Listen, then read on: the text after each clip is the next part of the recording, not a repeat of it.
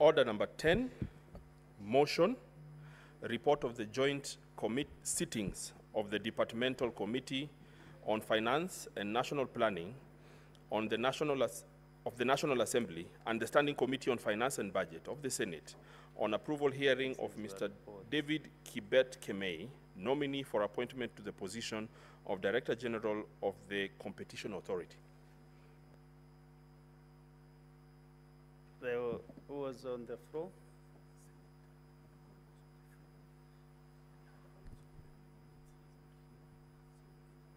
Yeah, Senator Mulu under balance of 11 minutes. So since he's not in, so we get the next interested senator, Senator Mbueno.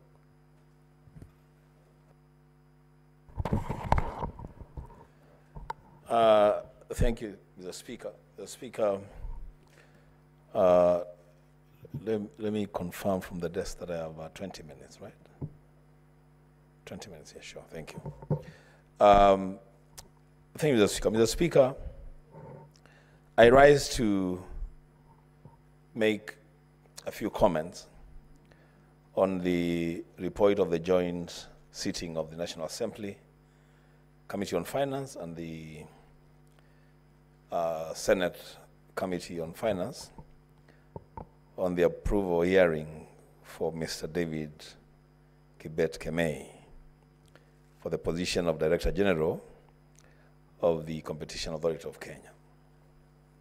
Mr. Speaker, I want to begin by saying that the Competition Authority of Kenya is a very important body for any developing country, for any country whose economy is under transition, for countries that want to ensure fair play in the marketplace.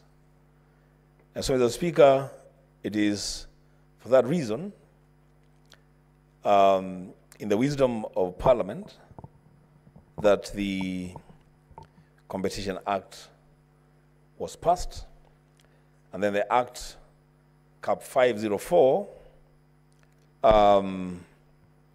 the one then that creates the position of DG.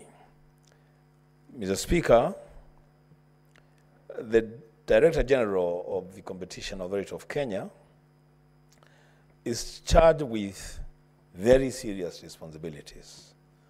Key among them is to ensure, put in place measures to ensure effective competition across all markets, to stop misleading market conduct throughout Kenya, and generally to protect the welfare of the Kenyan people and Kenyan business people and investors from outside the country who are pursuing fair play in the marketplace. Mr. Speaker, the protection of farmers, the protection of consumers, the protection of business people, all these, Mr. Speaker, when looked at keenly, fall under the purview of the Competition Authority.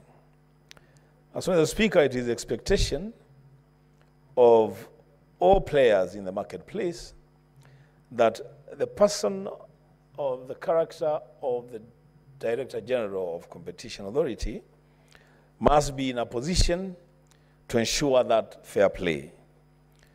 Protect us, Mr. Speaker, and the business community from middlemen and barons and people who take, and businesses that take advantage of their privileged positions in the market to exploit and push other people, other players from the marketplace. Mr. Speaker, I am looking at a situation where then it will be expected that the Director General of the Competition Authority will ensure that we don't have rogue business people who want to use shortcuts to ensure that they get unfair advantage in the marketplace.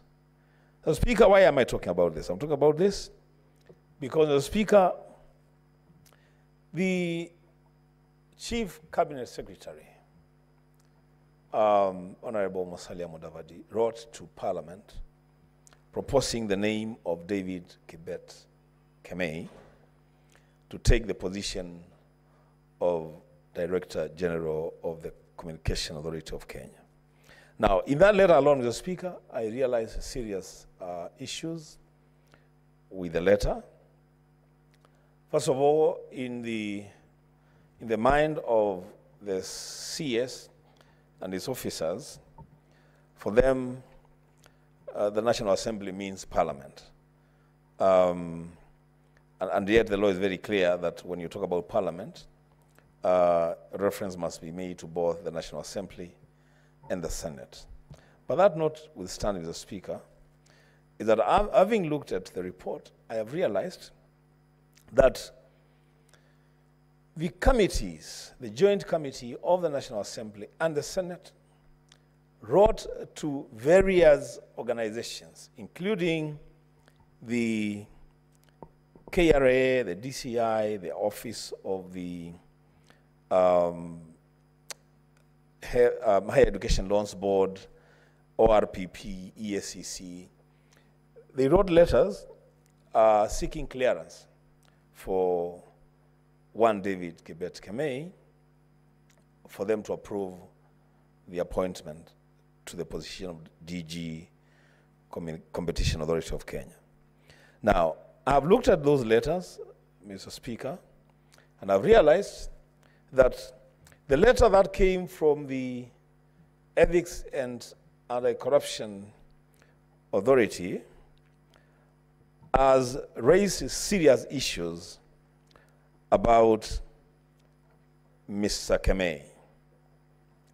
ESCC has said that Mr. Kemei, alongside other board members of the Kenya Medical Training College, sat and approved a wrongful recruitment of the KMTC Corporation Secretary in 2015.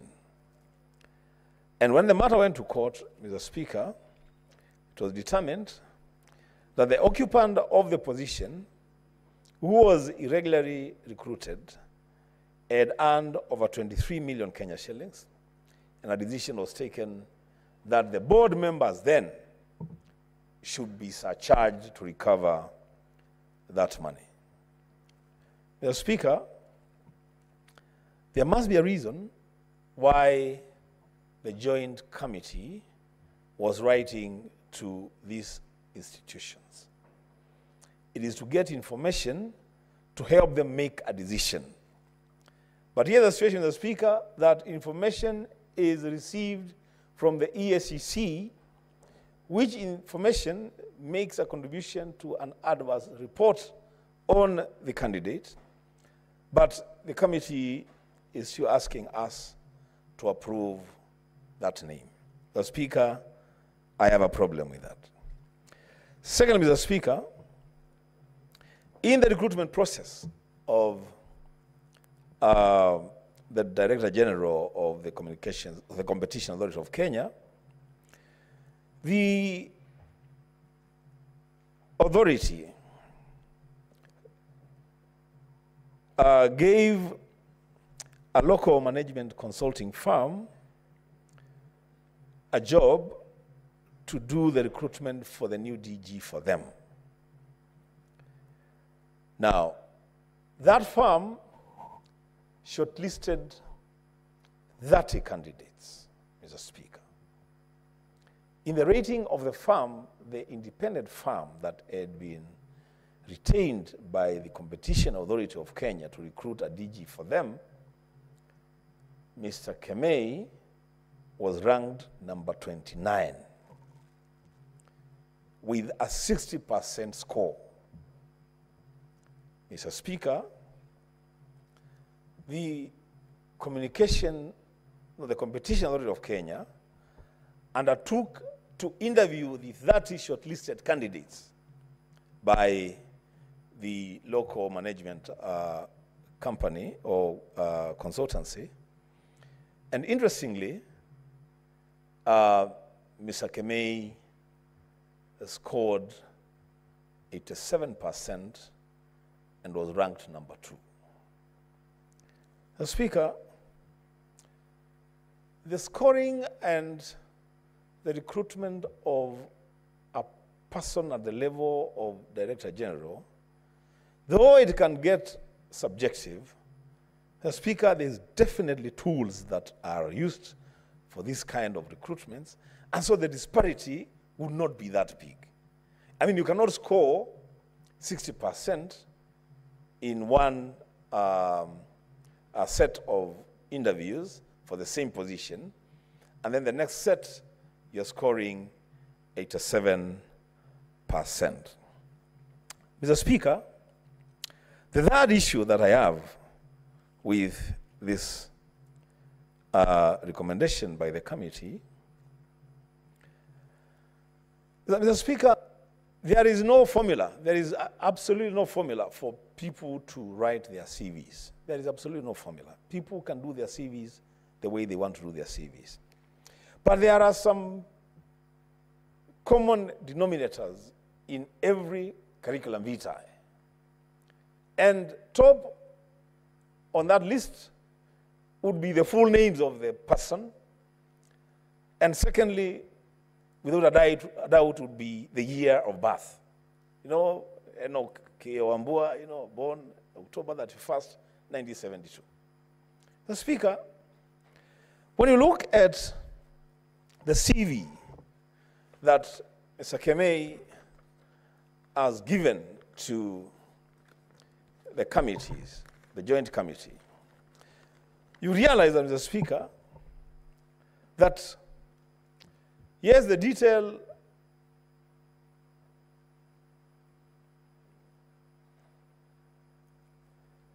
thank you, Mr. Speaker. I take note of the changeover. So the detail of the name is there. And then he jumped straight to his profession and says he has 31 years of experience. I have scanned through that CV, Mr. Speaker. There is nowhere that Mr. Kemei indicates the year of birth. Mr. Speaker, I've said on the floor of this House many times, I want to repeat it. I am a journalist of good and long standing. And one of the characteristics of a good journalist is to have the capacity to identify the story that is not being told. So, Speaker, before I can take a vote on this matter, I would want to know the year of birth of one David Kibet Kemei. Because my fear is, perhaps actually Mr. Kibet could be over 60 years of age. In which case then, according to our own labor laws, and I have seen the Senate Committee on Labor Relations summoning governors and demanding a list of all county employees complete with their years of birth to know whether county governments are retaining people in office who are over 60 years of age. As a Speaker, I would want to see that year of birth so that, again, we can determine the age of one Kemei to be sure that we are not recruiting a DG who is overage for the position as required by the law. As Speaker, I say this because just the other day, my driver, Juan Gulemutoa, upon reaching 60 years of age, he had to disengage with the PSC because that's a law. It cannot be that there are some people and some cadres who will have to exit public service, and then the others who, for whatever privileges, are joining the public service or continue to serve after they are 60 years of age. Lastly, Mr. Speaker, still looking at the CV laid before the Senate by the Joint Committee, I said this is a very important national office. There have been conversations, loud conversations, about the origin or where certain people holding certain offices come from. It is a requirement of the law and the Constitution, the Speaker, that a fair distribution of government positions be seen to be happening, so that it is not just people from certain places who get certain jobs and other people from other places cannot get those jobs. Now, Speaker, when I looked at the CV of one Kemei, a serious Kenyan with a lot of experience in Kenya, UK, all over, you know, all manner of positions, chairman of board, director, you know, lecturer, you know, a person that has interacted with really the world. This is a citizen of the world. It is difficult. I mean, it would be unfair to want to place Kemei among a certain community in this country. He is supposed to be a person that is able to reach out and serve with anyone and with everyone. But when I looked at the CV, I was grossly disappointed, Mr. Speaker. And for me, I always say, and I will repeat it again, the devil is in the detail. When you look at the referees, the references that Mr. Kemei gives, then you wonder, surely then what is this? Yeah? Kemei, his first reference, Simon Chelugoi. Second reference, Farida Koronei. Third reference, Kip Korilbet. A world citizen seeking to be the DG of a national authority, reducing himself to the level of just a village boy, really. And I said, when you look at the CV, it's very rich. This is a man who has contacts all over the world. I mean, for heaven's sake, he would even have put Senator Wambua as a referee. I mean, this looks too village. I mean, really, this is not the kind of DG that I want to see at the Competition Authority of Kenya. Mr. Speaker, you know, even when people want to be given opportunities to serve and want to use their privileged positions to get to serious government offices, honestly, a measure of a demonstration of a national outlook, even from their own CV, would serve them better than this. Now, Speaker, for those 4 reasons, I will reserve my decision as to whether to vote for Kemei at the time of voting. But for now, I have serious reservations. I thank you, Mr. Speaker. Thank you, Senator Wambua. Listening to you, you probably would have been a very good referee to the nominee. The unfortunate thing is he can't reach you, doesn't know you. but we expect referees also to be people who can speak about you, people who know you. Nonetheless, thank you very much. And now, honorable members, we don't have any other member seeking to make contribution to this, and I ask the mover, Senator Mutinda, to reply. Senator Mutinda.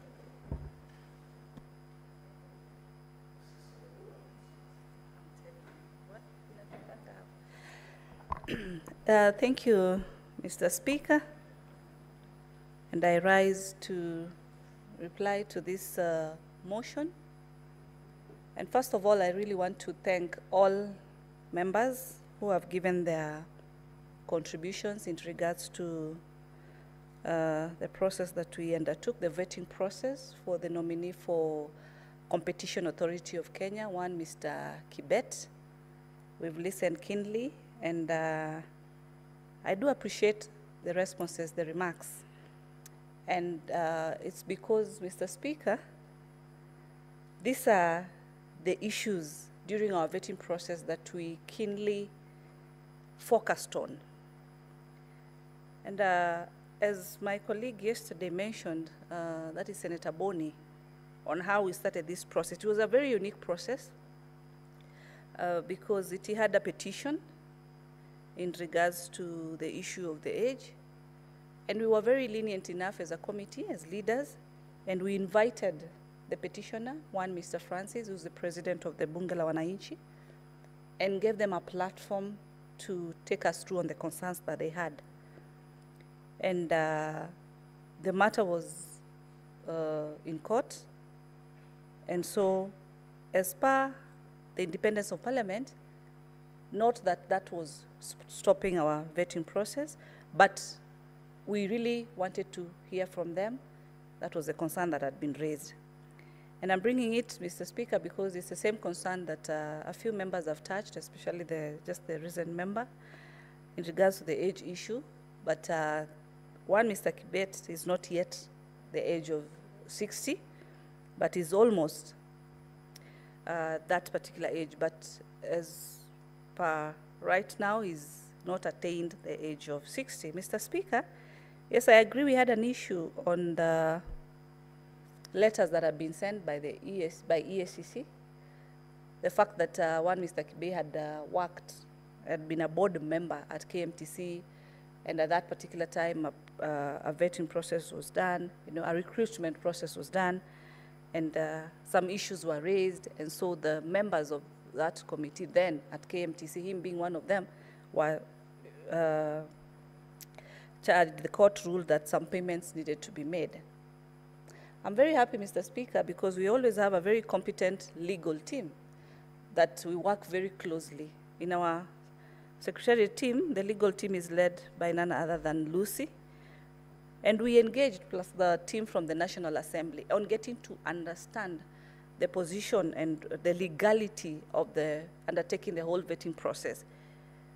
From the letters that we had received, we received 2 letters, and legally, nothing stopped the committee from going on with the vetting process.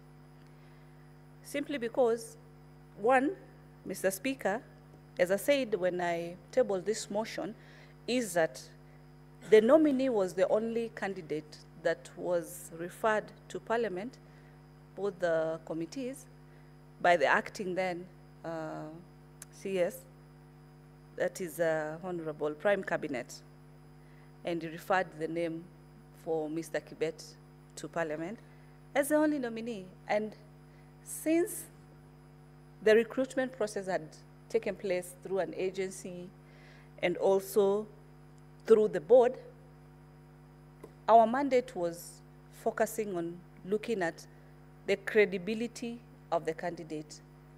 Work experience is what we majorly focused on. And those two, and as members have also said, as I listened to them, really certified the committee in terms of work experience. As I note, in our report, I stated clearly that Mr. Kibet has over 30-year experience, which qualified him in regards to what we were keenly looking at And when it came to academic qualifications, he holds a master's degree among other credibilities or credentials or certifications, Mr. Speaker, that he has held. I want to state, Mr. Speaker, on the issue that has been raised in regards to the tribal issue. Mr. Speaker, if today we would have an opportunity to choose the tribes that we come from, maybe others would choose different. But we are at a moment, at a time, this year in 2024, Mr. Speaker, that we are desisting from tribal issues and being tribeless. We did not vet the nominee in regards to his culture or his tribe, because I've listened to members rising on the issue of he's from this particular region. There's no, Article 43 of the Constitution is very clear. No one should be discriminated in regards to age, Mr. Speaker, in regards to your background, where you come from, in regards to gender, Mr. Speaker. And that's why I say, as a committee, we focused on his experience and his credibility and all the other papers that he also was able to lay. That satisfied us as a committee, Mr. Speaker. And that is how we were able to approve this particular candidate. But yes, it is keen to, and it is very prudent to pronounce ourselves that we focused also more on how is going to ensure that the issues that have been raised as far as competition issues are concerned, he's in a position to be able to address these particular issues. And we look forward that we are going to have a very dedicated, competent, and someone who's focused to ensure that these issues of competition will be taken care of. Mr. Speaker, allow me to deviate a bit, since I'm the Vice Chair of Finance, and today we were privileged to have the Minister of Finance for the first time in this House. And my chair had tabled a statement in regards to the disbursements of the funds. And this is something that we had raised as a committee on why counties' funds are delaying. And when the CS had appeared, the CS of Finance had appeared before the House, he had stated that he needed to seek legal advice from the AG. I'm happy that advice was shared. That was in regards to Regulation 134 of the PFM Act, that provides if the county allocation revenue bill submitted to Parliament for financial year has not been approved by Parliament or not likely to be approved by the beginning, then 50% should be authorized to be allocated to the counties. Mr. Speaker, today, when the CS appeared before this House, he was able to reply to this statement.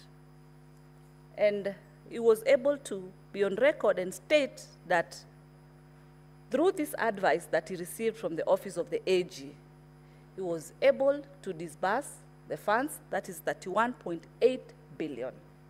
And he's looking forward, even if there's late disbursement, it can just be at least within a month, as he's settling and ensuring that there's timely disbursement. He also agrees on timely disbursement. Further to that, he mentioned that there's about 42 billion still in the CRF account that counties are not requisitioning.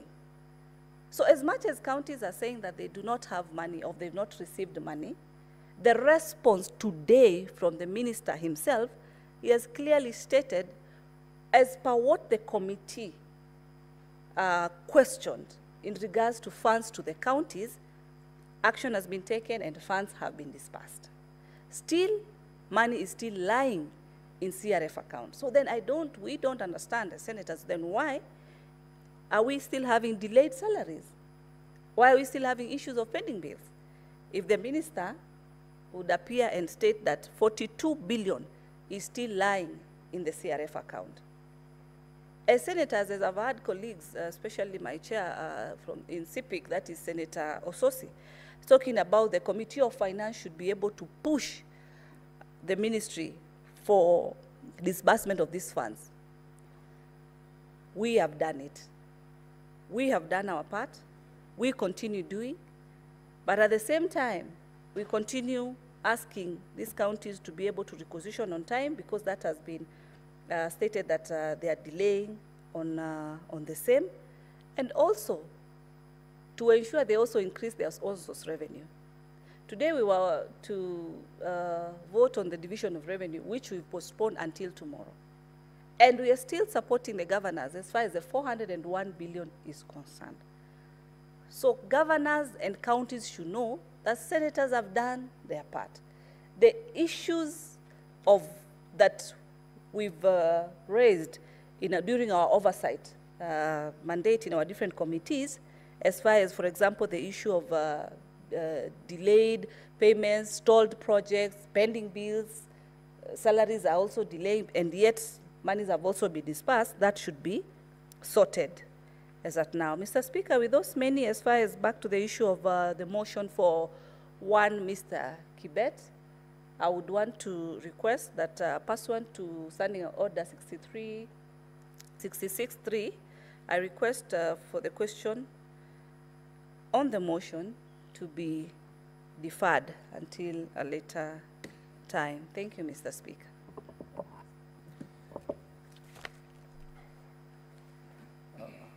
The question is hereby deferred, pursuant to Standing Order 66, to the next session of the House.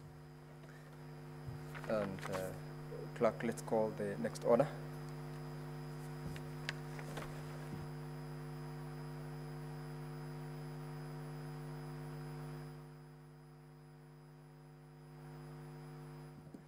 So for purposes of order and the business of the House, because of the quorum, order number 11 to number 16 are hereby deferred to the next session, and we will proceed to call order number 17.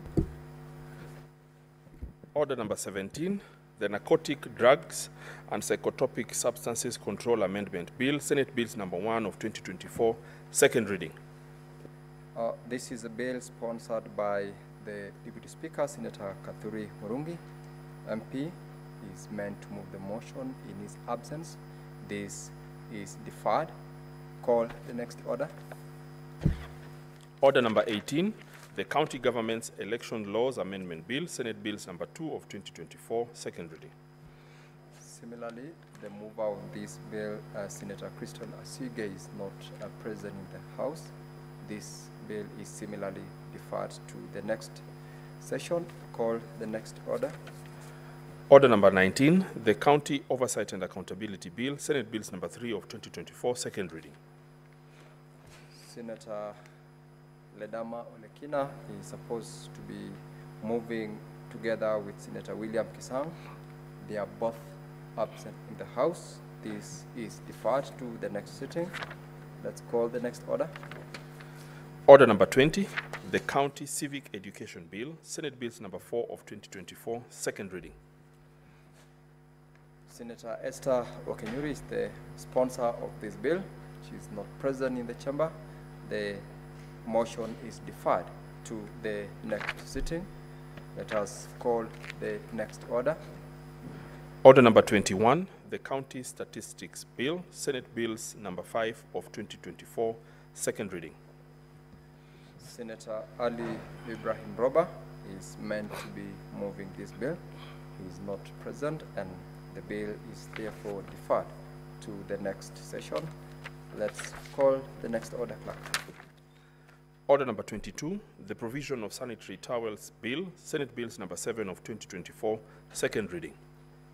This is a bill sponsored by Senator Gloria Orwoba, MP, supposed to be for second reading. She's not present in the chamber. This is also deferred to the next sitting. Next order. Order number 23, the Statutory Instruments Amendment Bill, Senate Bills number 10 of 2024, second reading. The Majority Leader, Senator Aaron Cheruiyot, supposed to be moving this bill for second reading. It is deferred to the next sitting. Next order, please. Order number 24, motion. Report of the Select Committee on County Public Investments and Special Funds on its consideration of the audit reports of various water service companies for the financial years 2018-2019, 2019-2020, and 2020-2021. The Chairperson, Committee on County Public Investments and Special Funds, Senator Osotsi, supposed to move this motion. He is absent from the chamber. This order is deferred to the next sitting. Next order. Order number 25, motion. Report of the Standing Committee on Energy on its inquiry into the liquefied petroleum gas